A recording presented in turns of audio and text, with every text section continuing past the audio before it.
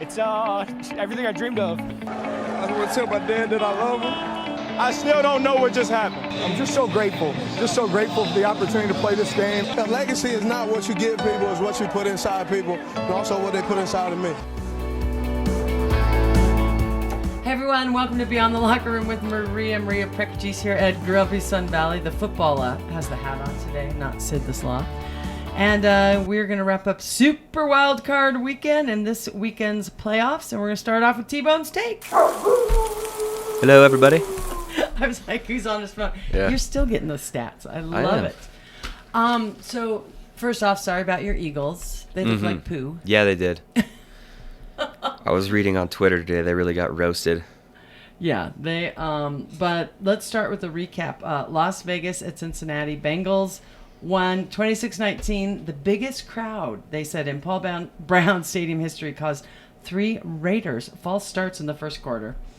And they never let up. And someone said this felt like an exorcism of decades of futility and helped give the Bengals their first playoff victory in 31 years. That is. I'm quoting a sports writer. What else? I heard the refs aren't allowed to ref in the playoffs either after that game.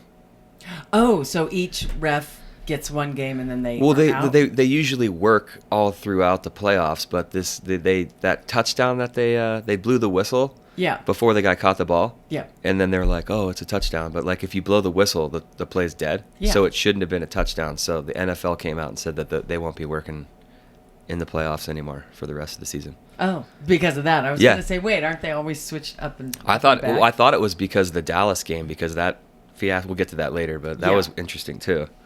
But no, it was at least one of the closest games for the weekend. Yeah, Joe Burrow is money. Okay, did you see him with his sunglasses after? Yeah.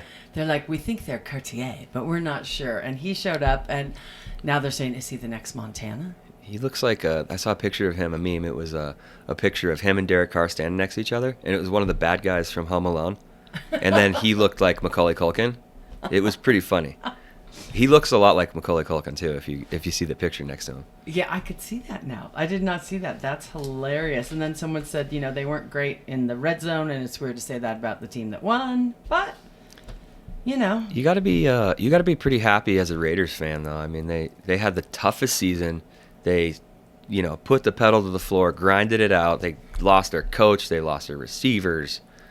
Yeah, they had a lot of drama. They cut cornerbacks for going online and showing guns and stuff. You're like, oh my god. And then they made the playoffs, and I think that really brought the team together too, and that's why they did so well. Yeah, I think so too, because they had a lot going on with that team. Derek Carr seems like such a cool guy too. He does. He's kind of mellow, it seems, and just.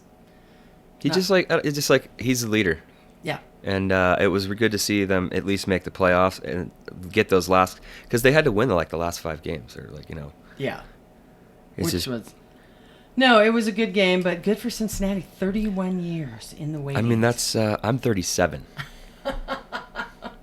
So I love that. And then New England at the Bills. Everyone was like, it's going to be so cold. It's like both those teams play in the cold, but Bills 47-17. I think that crushed them. This was like Josh Allen's coming out party to just say to Patriots fan, guess who's boss now?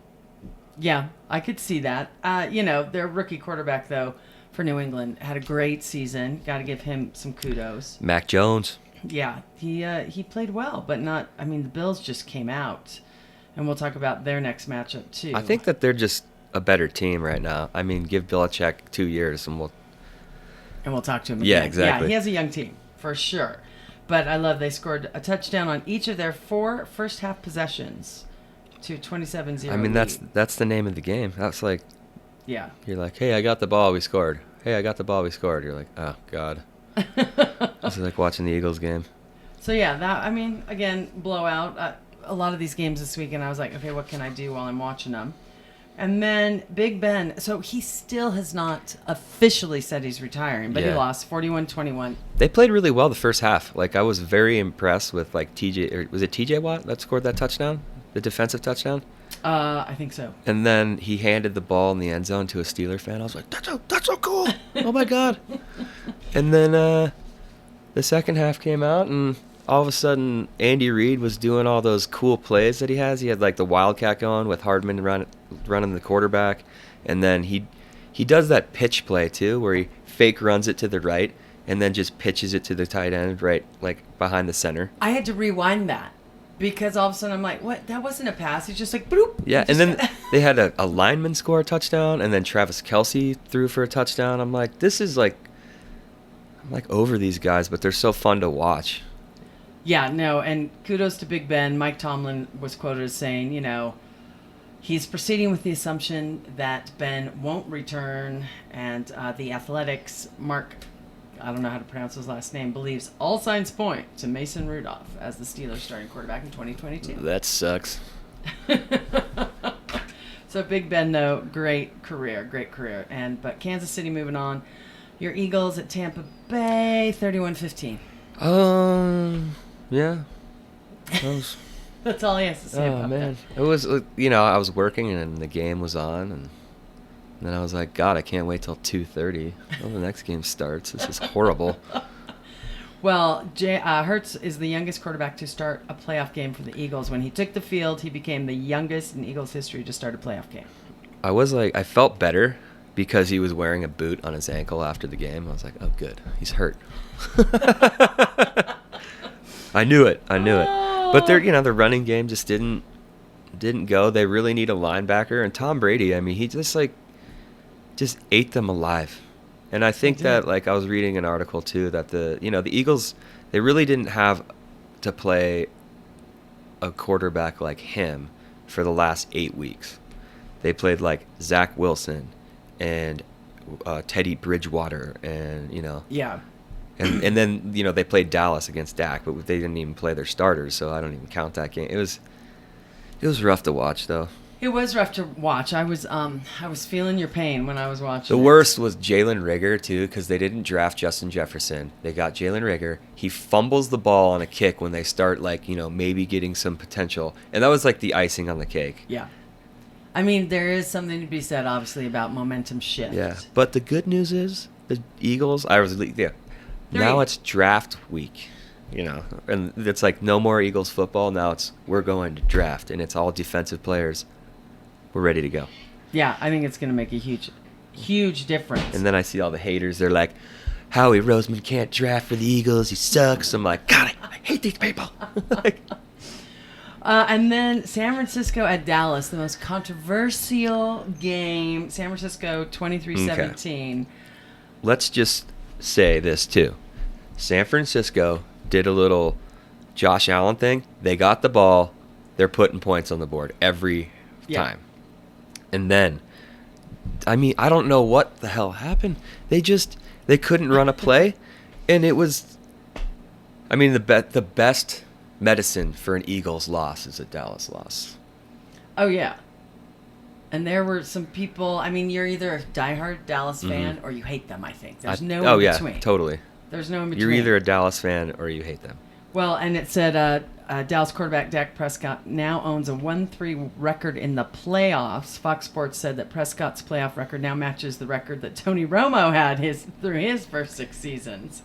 And I think, wasn't Tony calling that game too? Mm-hmm. But, I mean, let's talk about how it ended. Yeah, that was weird. They said that it was a really bad play call because they have no timeouts, and for them to run that quarterback sneak, that he needs to know where the ref is because the ref has to touch the ball in order for the clock to start. So, it was just it was so weird. And then, but I did hear one cool thing about Dak after the game. He had all the players throwing $500 for the practice team. Oh, that's because cool. they don't make. He's like, hey, they don't make as much money as we do. So. Oh, that's very cool. Micah Parsons said. So I was like, that's one of those things where you hate Dallas, but Dak Prescott's a really stand-up guy. He does. His brother actually committed suicide this last summer or the summer before. It does a lot for mental health, and I don't care who you are. You can hate Dallas, but you can't hate on someone that's trying to do so good. Yeah. No, and the Get Up guys were taking it because there was 14 seconds left when Dak ran that play. Mm-hmm. And they were like, you need 16 seconds. And even the guys on the other side, Dallas, they were not racing back to spike the ball. So it was just, they're like bad team management. So do you blame Mike Well, McCarthy, and is he going to be there? I another think year? so. I mean, like they were saying, like you have to go over every scenario in the football Yeah. game, and I was like, whoa, I never even thought of that. Like, Well, and I mean, 2 of his teammates were just like, oh, they were just walking back to the line. Well, not with 14 seconds left when you call a running play. and it was crazy to hear those announcers like how good they are. They're like, they're not going to be able to run a play like this. They're probably going to get the ball with 40 seconds left. I'm like, oh, whatever. And then like next thing you know, they got the ball back with like 39. I'm like, whoa. Yeah, no, that, and and the ref has to touch the ball. Yeah, and it was weird because he came and he plowed through the line and know. just touched the line, and everybody's like, I'm like, what just happened? He plowed through 300-pound guys Yeah. on the front line. And then the fans were throwing water bottles and trash on the field, and they were saying it wasn't at the players, it was at the refs. yeah. And it was like, if that happened in Philadelphia, they would be on the national news. Oh, yeah. Yeah, it's not cool. No, so it was a little weird. We'll see if Mike McCarthy stays. I think I don't know. I mean, that's a rough one. Then Kellen Moore's getting interviewed by the Broncos, and then their defensive coordinator's getting interviews too. So, I mean, Jerry Jones is going to have to pony up some money if he I wants know. to save those 2 and keep them there. it's just like, and kudos to Kellen Moore, ex-Boise State University yeah, guy. totally. I was at his last home game. It was awesome. That's awesome. So, and then the Cardinals at the Rams, Kyler Murray, people are just saying he just didn't have the experience. No, definitely not. It made me feel better to watch that game for Jalen Hurts, though. I was like, all right. Yeah. At least someone else sucks. Well, yeah, the 2 great quarterbacks, but they're young. And Arizona, I mean, when he got sacked in the end zone and just threw it in the air, yeah. it was just like, what are you doing? Yeah, there was some weird stuff going on. I unfortunately fell asleep. John kept waking me up. Wake up! It's your football. I'm like, what? We were a little tired from the weekend. But let's go to this week's matchups. Cincinnati at Tennessee. Tennessee had the bye. And let's not forget, Derrick Henry might play. Yeah. The number 1 running back in the NFL for the season until he got hurt. As of Tuesday, they said he was cleared for contact ahead of Tuesday's practice. So fingers crossed, because that could be huge. I know. You could use him as a decoy. You could actually use it. But again, Tennessee, we hadn't talked about them hardly all, year. Well, we talked about that. We're like, how did we not talk about the number 1 team in the NFL or AFC, But yeah, so we'll see. Who do you like in that game, by the way? Who the Cincinnati at Tennessee. I like Tennessee. I like Tennessee too, but it wouldn't surprise me if I don't know. Yeah, I'm gonna go Tennessee. And then San Francisco at Green Bay. So I didn't realize that Aaron Rodgers is 0-3 against San Fran in the playoffs. He's winning that game. I would think. They lost Joey Bosa and some other guy on the defense, and so I was at the bar, and this guy was like, he just doesn't like Aaron Rodgers, and I'm not an Aaron Rodgers guy either. But I was like, oh, you really think the Niners are going to beat him? He's like, yeah, I do. Yeah, I do. I'm like, okay, would you like to bet about it? He's like, yeah. Bet you $1. I'm like, okay, I'll take that bet. Well, and again, the guys on all the sports shows were like, Aaron Rodgers, he has only 1 Super Bowl win. Against the Steelers, too. Yeah, so it's like only 1, which is great, but to be in the great, and he is one of the greatest quarterbacks ever, but everyone else has 2+. I just don't see him losing 4 games against, Yeah, San Fran. No, he's there to win, and I think he feels good. There's no more toe. Yeah, their secondary isn't that good either. And if they don't have Joey Bosa, and that's gonna help Aaron Rodgers a lot. Yeah.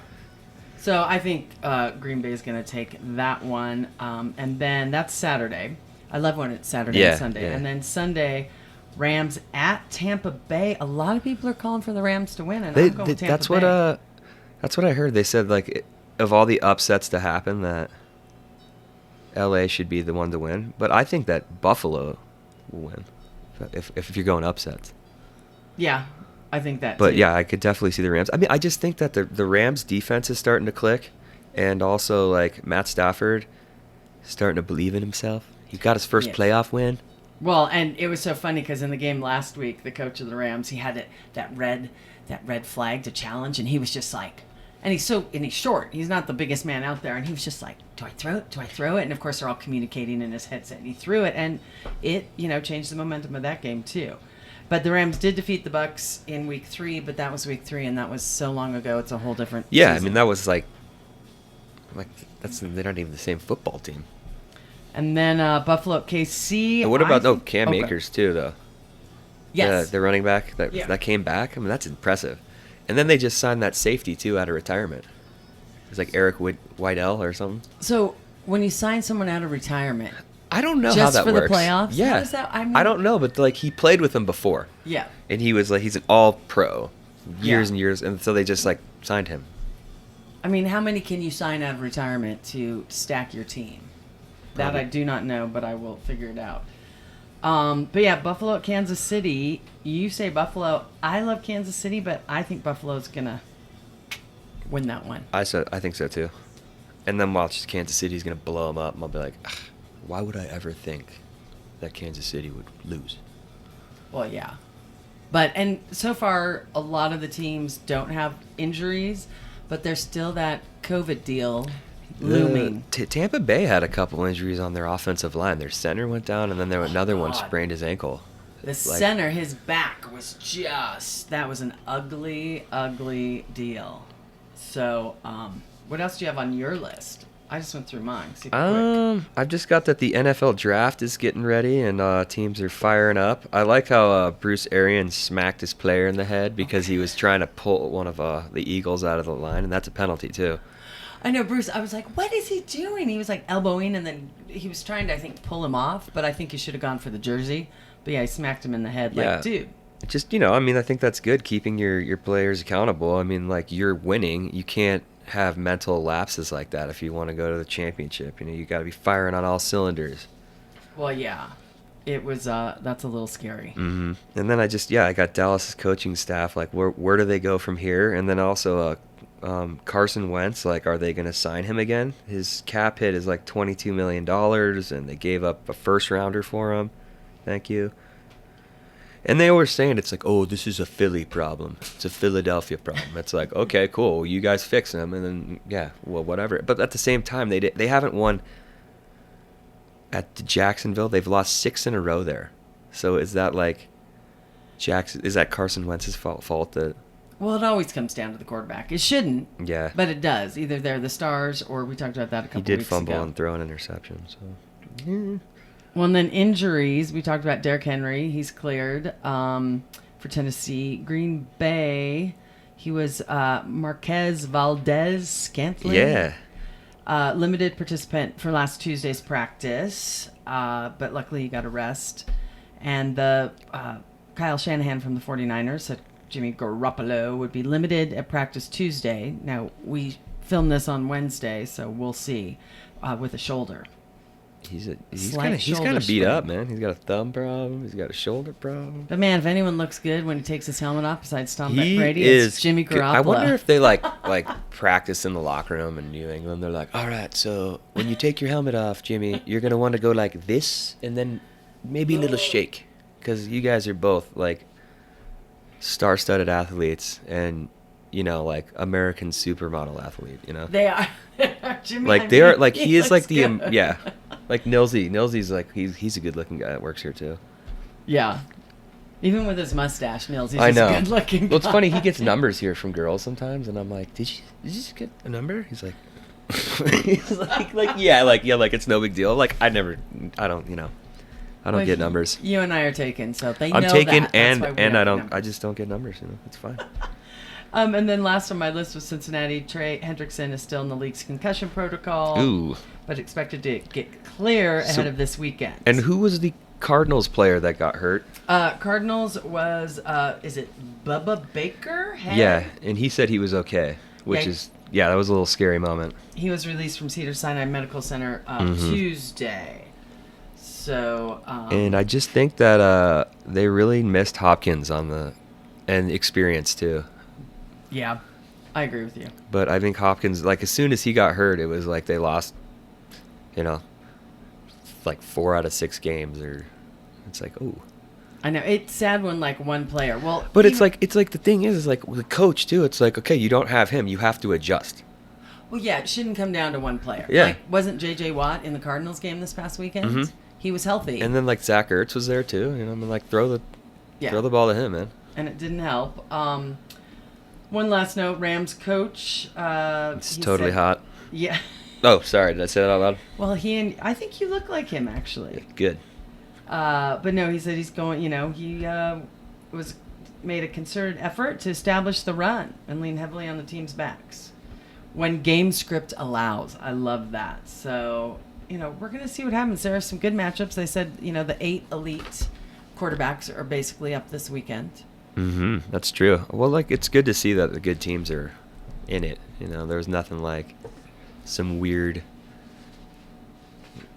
some team that shouldn't be there, upsetting another team when you're like, oh, now these guys are definitely going to lose. Well, yeah. So we'll see. I have, Tennessee over Cincinnati, Green Bay over San Fran. You agree with that? We're going Buffalo. Buffalo. I might have to take KC, but... I'll bet you $1. Okay, I'll bet you $1. Cool. I'm going to be rich this weekend. And then Rams at Tampa Bay. I'd love to see Tampa Bay, but I don't know. Sean McVay can pull stuff out of his hat. Yeah, he's pretty good. I like how fired up he gets. Oh, my God. He, runs to the end zone. He's, spiking the ball with the players. He's like, oh, yeah, let's go. You're like, yeah, dude. This guy's awesome. So it'll be fun. Don't come to Grumpy's to watch the games, but come to Grumpy's to get some food because you can't camp anymore. Can't camp out because Crazy Pete says thanks, but you can't camp out. Like someone actually drew a beard on Pete. I know. Looks good. Stay tuned. Super Bowl's coming up, playoffs. It's a big betting season, so I'm going to air my buddy J-Rod all about betting. If you didn't see it last week, keep watching because it's very cool. And I learned a ton. I learned I'm a props better. So we are going to re-air Those are so his. fun. Oh, those are fun. Like, how long is the anthem going? Is Tom Brady going to throw a touchdown? Who's the first, what's heads or tails? And the flip, you're like, oh my God, this is so fun. Oh, no. So we'll have to make some props bets between us. But yeah, stay tuned. Thanks so much. And don't forget to hit that subscribe button. All right, I'd like to welcome back Jim Rodriguez. Last week we talked all about football, how you got into it. This week it's all about betting. You host a betting podcast that I have watched, and it's helped a little, but you guys know it. You guys live it. You said last week that you put your bookie out of business, which I absolutely love. Let's talk betting. First off, give everyone the name of your podcast, and I'll put all your stuff below. Yeah, it's so funny now. We say traditional website, 5reasonsports.com, but you can go. It's a YouTube show. You go to just look up 5 Reasons Sports, and my show is called 5 Reasons to Bet. You can go to my Twitter, which is @JRodShow. There's always links on it and stuff. And we do it. We do it 3 times a week, usually Monday, Wednesdays, and Fridays. And we, NFL, NBA, golf, whatever we can try to lay a bet on, and it's fun. It's sports investing, and it's funny when you find something that you're passionate about is important. But when you can find something that you're passionate about and that you're good at, then you've hit the mother lode. And gambling has always been. Listen, my mom growing up, was a bookie. My mom was the neighborhood bookie growing up. And so she taught me all about gambling. Growing up in LA, we would drive to Vegas once a month. And she taught me how to play cards. She taught me how to play craps. She taught me the slot machines. She won like 10 grand at Los Alamitos chariot racing, chariot horse racing. How degenerate is that? She bought a condo in 1987 for winnings at the track. So she taught me everything about gambling. So I owe her a huge, God rest her soul. I owe her a huge, every dollar I make is because of what she brought into it. And my dad was just the opposite. My dad was a man of Zen, quiet. I didn't know my dad could speak for a while. But my dad would go days without speaking. He would just give you the nod or the look. So they were the perfect yin and yang growing up. But yeah, gambling is it seems intimidating at first. Yeah, but it's really not. It's like anything. Think of the stock market only with athletes. That's a good point. I mean, I invest in stocks, but I've never been a big bettor. We had a relative that was a bookie growing up, and forget January and forget the Super Bowl. He was not available. He was busy. Right. And exactly. You said last week that NFL came to you because you do office pools at ESPN, which I love. We always do in the truck for rodeos. We'll draw what bull and all of that. We keep it luck of the draw with rodeo. So you started in office pools, and now you host this podcast, and you can make a living besides television off gambling. Sure. Listen, NFL season's my most profitable, as Uncle Sam knows. But yeah, it's a good way to sort of, it's my stimulus package, look at it that way. But it's work. It's like anything, it's not the, oh, they've got the best uniforms. It's funny because my mom, she was joking, of course, but she always had a theory when I would just ask her, how do you know which horse to pick on? And she would say, well, simple. When they do a little parade before they go, you look at the horse that takes a crap before the race. That horse is empty. That's the horse I'm running with. And I was like, and she did it as a goof, and the horse won. So I was like, wow. But there is a science to this. It's a lot of it is injuries. A lot of it is trends. A lot of it is where they play. And the stuff that's crazy is when you're you got to be a psychologist, because we don't know if this guy had a fight with his girlfriend, had a fight with his wife, or their kid is sick, and now they have to go play these games. So it's a lot easier to get this information than it used to be in terms of analytics, in terms of, I'm not going to pitch any particular website, but there's a million websites you can go and subscribe, and they'll crunch the numbers for you. So you can be an informed bettor, it's just like the stock market, just like you have, websites that you can that'll tell you what stocks to pick. And that's the same thing with gambling. And it's a great way to sort of add to your income, and be a smart bettor. Again, I've always said this. Don't bet what you can't lose. If you're betting your mortgage, if you're betting your rent, no. Again, it is for entertainment purposes, but if you can make a couple, $2-3, then you're going to be all right. And again, I've found that, it's fun. It's a great way to spend the day. The only drawback of it, it's kind of like people who work in a restaurant. The last thing they want to do is eat, I find myself, it's very hard to watch a game unless I got some action on it. Well, and how do you, especially with football, and it is January, so Super Bowl's coming up. How do you first, how do you balance it all with family? And you have to do a lot of research for all of your sports shows. Sure. And especially, I would think that the betting sports show, you have to do almost the most research. Yeah, I mean, it's like anything. It's you treat it like a job. You got to carve out some time. It's so funny as I've gotten older, and I've hit that the fifth floor of my life. By the way, I just turned 50. By the way, I was going to say, didn't you? Happy birthday! Yeah, good thing the alcohol and cigars have mummified me. So I don't think I look 50. I think I'm doing all right. But I think I've joined the 5 a.m. club. You get up at 5 a.m. It's quiet time. You have your coffee, and then you have that hour or two before I have to wake the kids up, and you can just delve into whatever it is. And for some people, they're reading books. Other people are meditating. Other people, and I'm crunching gambling numbers, and I'm reading over the games from last night and trends to be an informed gambler. I mean, sometimes it is luck, and sometimes you're like, listen, all the stats, all points that this result's going to happen, and at the end of the day, it's still human beings. But it's all about being an informed sports investor. And then when you make a bet and that bet wins, oh my gosh. And especially if your opinion is different from everybody else's, like sort of where I made my bones in this gambling business is I do a lot of boxing. I cover a lot of boxing for ESPN as a producer, not as an on-air talent. And I went on one of my gambling shows and I said, hey, in this particular fight, check out the draw. I think this fight could end up at a tie. And in the fight, and it was 15-1, which means for every dollar you bet, you win $15.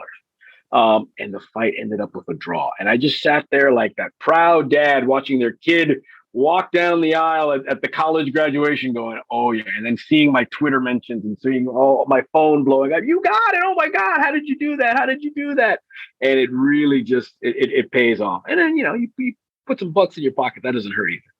Well, and when you place these bets, like you said, I mean, I'm assuming those games are what's on TV and you're following them. And do you get nervous because there's more on the line? I get nervous when, I'm a Seahawks fan growing up in Washington State, and not my year, obviously, but it's like my dad used to get so nervous just watching his UW Huskies play. I'm like, Dad, it's just a game, but he would be so nervous. So I'm thinking if you bet, again, only bet where you can afford to lose.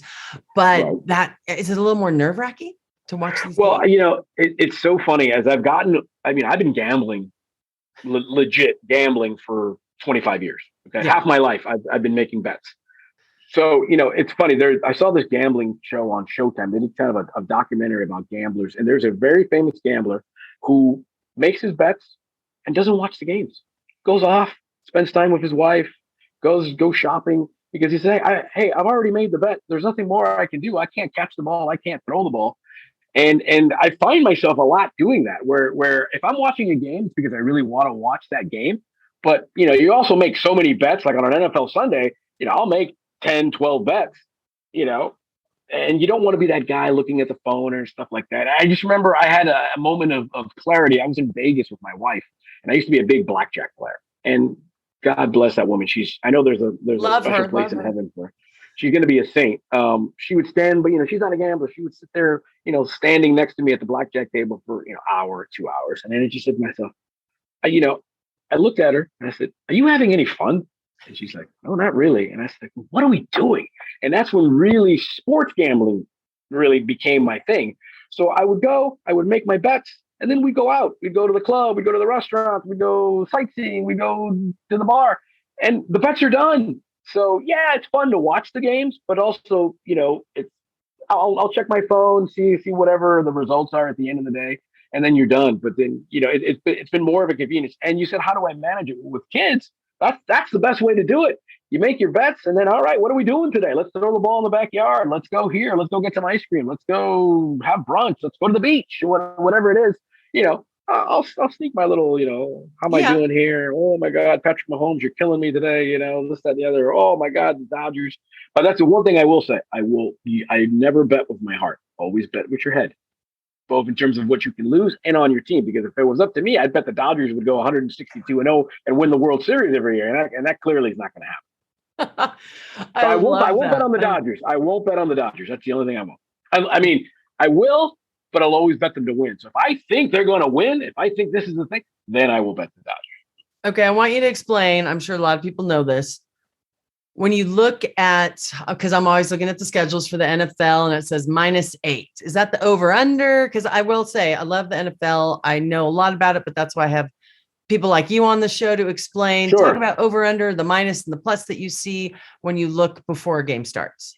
Well, the most popular bets, the numbers you'll always see is -8 or -7, -2.5, and then there's a total. So the first one is called the side, the point spread, and that is what Vegas does is they'll say, let's take your Seahawks. Your Seahawks playing the Lions. Well, the Seahawks were -7.5, which means whatever the final score is, you minus 7.5 from the Seahawks, and if they still win the game, then you win your bet.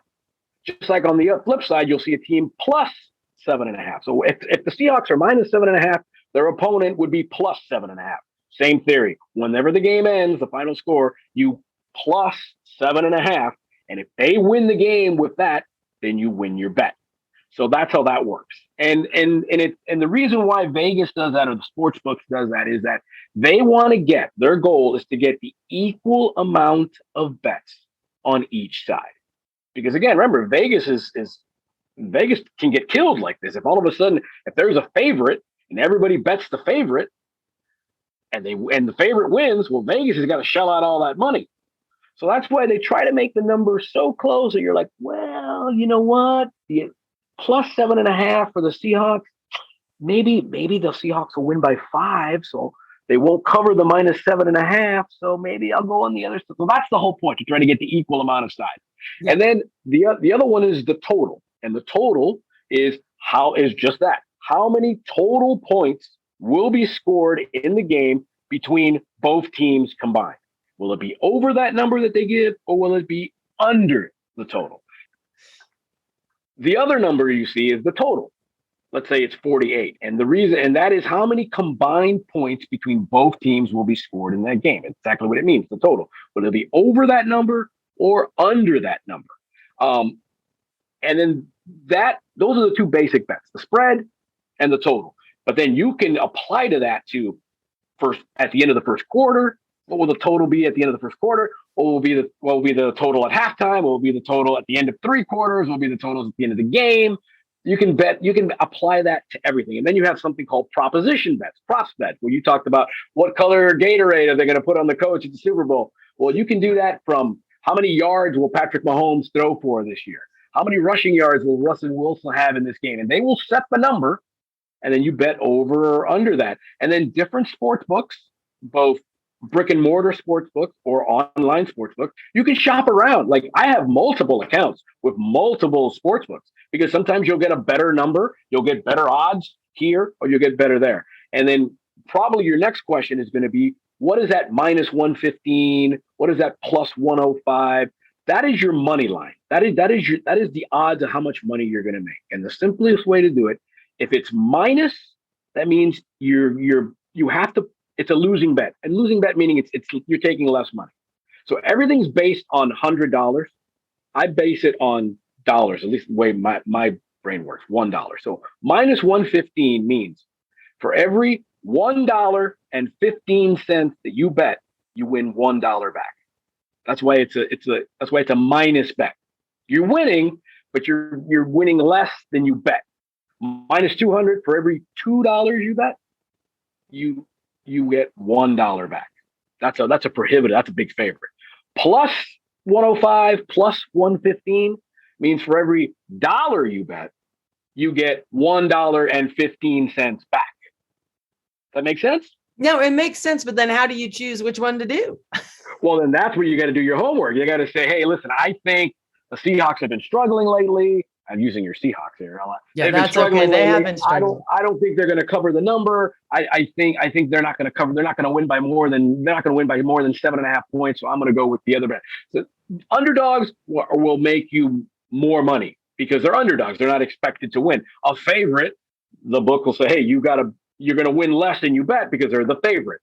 And then if you get an upset, crazy, or you get props and stuff, that's where it all becomes. And then it just becomes studying, just like stocks, just like what's Bitcoin going to do? When did you buy it? When did you make the bet? Because when you make your bet, you're locked into whatever number that is. But the lines move. The lines are fluid. And in this era of COVID, it's become a disaster because on Tuesday, let's say, the Seahawks are minus 7.5 against the Lions. It means they got to win by 8 or more points for you to win the bet. But then come Thursday, we find out player X has COVID, or we find out player Y is hurt. Well, now that line is going to go down. So you're locked. You bought your bet. You bought it at 7.5, but maybe now it's minus 3. So now the Seahawks, all they have to do is win by 4 points or more. So you either have to buy another bet, make another bet. So that's why in this era of COVID, that's been the hardest part in terms of the gambling perspective, is you have to wait till the very last minute. Because once the game starts, you're locked in. But then you have in-game betting, which means you can make bets while the game is going on. So if all of a sudden the Seahawks get out in front, you can still bet on the Seahawks to win the game, but now it becomes more money you have to bet to win less money and vice versa. So it's fascinating. I always you like gotta have good Wi-Fi. Let's put it that way. Have good Wi-Fi. I was gonna say, I'll tell you what, you can even bet what the next play will be. Will the next play be a run play? Will the next play be a pass play? It's crazy. I saw that, you'll laugh, on some sitcom. They were betting and all the guys were around a bar and they were like asking the waitress, because she was really good at it. She just had this sixth sense. They're like, is he going to make the 3-pointer? Yes or no? And that you have to do it right away. Right. That's what's crazy to me. I like the will Bill Belichick wear a hoodie with short sleeves or long sleeve, no sleeves, or how many times will they go to Giselle in the, in her seat? Those are the. Right. I mean, how Super Bowl is the mother lode of sports propositions. I mean, literally, you'll be in Vegas or you'll go to your favorite online sports book and you'll see a packet like literally this thick of propositions bets. And one of my favorite prop bets, and I always tell this story, was the Super Bowl that they played here in Miami years ago between the Colts and the Bears. Okay. That year, the Colts were just steamrolling people. Incredible offense, just running people into the ground. And that particular postseason, they hadn't punted all postseason. Their offense was so good that they hadn't punted. So come the Super Bowl, you knew, because you checked the weather, It was going to be a rainy day in Miami, maybe more running, maybe the offense wasn't going to shape up, and the Bears defense was pretty good. So they set how many times would the Colts punt in the game? And they set it at 2.5. 2.5. So it means they got to punt either less than 2. I mean, there is no half a punt. So, and I thought it's going to be rainy. The offense has been, I'm going to go over 2.5. Yeah, so I remember that third punt. I shot up out of my seat. Woo! And, I'm the only one doing that, but that's how you can always tell who the gamblers are when there's just a random run play or a random catch out of nowhere and somebody, there's some proposition that just a good prop bet just came in there. That's the best part of it. It's sort of that little wink to the gambler, like, I see you, player. I see you. So I definitely would be a props better. Or I love for the Super Bowl, the squares. You just pay however much. There's a ski shop in town that's been famous for it. And it's they have this huge board and, it's maybe $100, whatever. It's just in-house. And you draw your number. And I've won a little bit of money for some Super Bowl parties at that. Because it's just random. Squares is funny because squares is that's just luck. That's just, heads or tails. That's just luck. But it's fun. It's fun winning those as well. And the way the squares work is they have basically a plain sheet with a bunch of little squares, and then you put in your initials or your name. You pick whatever square you want, and you pay per square. And then they draw the numbers from 0 to 9. So 4. So they go 4, 6, 8, 9, and then down the side. And then whatever the score is at the end of the first quarter, at the end of halftime, if it's 7-0, so if you have 7. And then 0, you meet the square. Oh, that's who the winner is. So that's a lot of fun too. It's fun at the Super Bowl, parties. Well, the Super Bowl is the Super Bowl of betting. It's great. It's great. I lose track. I lose track of how many bets. I just at the end of the day, thank God for online sports books. I just look. Oh, good, I won or I didn't win. So it's great. It's great. All right, I have to ask. I know it's going to be a couple. Well, who did you want at the beginning of the season to win the Super Bowl? Who did you think, and who do you think is going to win it now?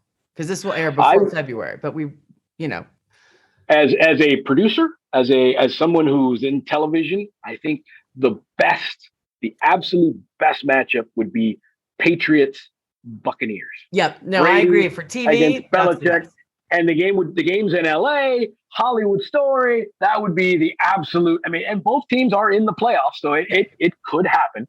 I think I'd love for the Rams to get in there. For my son, I think I'd go out of his mind. I think it's going to be a Packers Chiefs Super Bowl, and I think the Packers are going to win. I think the insufferable Aaron Rodgers and his smugness will be the MVP of the league. Will be the MVP of the Super Bowl. And he will walk out of Titletown with the title and end up either in Denver or maybe Miami or maybe Pittsburgh and be their quarterback and end his career there. But I think it's going to be Packers Chiefs, which would be great because there'll be a lot of points in that game. In theory. So you would bet the over. Well, and that's what you talk about. If people want to learn more about betting 3 times a week, I'm going to let you go because you're so busy. But after the Super Bowl, I want you back on just to give a wrap up of the whole season, how you bet, what you won at. I know that's not the right English, but I was interviewed in December for this magazine article and I picked Cardinals. I can't remember. But, because someone was so hot and not, so the playoffs are going to be great. Yeah. Cardinals started 8-0. Sure. Yeah. And then my buddy Trevor, who helps me out with the podcast, he's an Eagles fan. And it's been a crazy season, but I learned a lot. And your podcast link is below because it's so interesting. I'm like, I got to have J-Rod on, because we go back a long way. The Arsenal in LA, baby. The Arsenal in LA, I love it. And you're one of my favorite people. I love to see you succeed. I love all the things you've done, and you've earned it all. So congratulations on the show, on all the stuff you do with the rodeo, and maybe one day we'll actually see each other in person.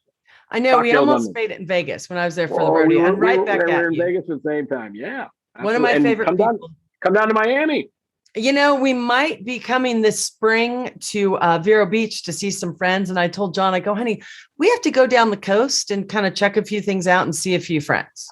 So yeah, absolutely. We'll be waiting for you. Right back at you. You're one of my favorite people and all you've done. I was like, I got to get a move on. He is not the competition, but you're just inspiring because all you do. And I'm with you on the not quite 5 a.m. mornings, but I'm a 6 a.m.er and just the quiet time. But I have no kids. I have no husband. I have a great boyfriend who understands. Yeah.